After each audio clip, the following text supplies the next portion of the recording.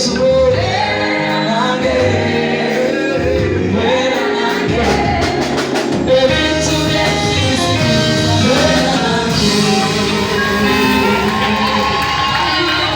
amashimwe cyangwa akwiye. Hallelujah.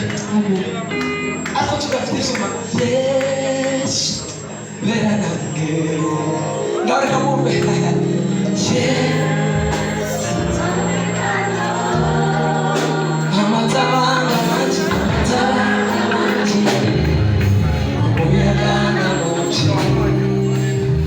Katonda salire tewaba mwekana ye mukama wabakama Yesu bera nange asalire kwagala Yesu bera nange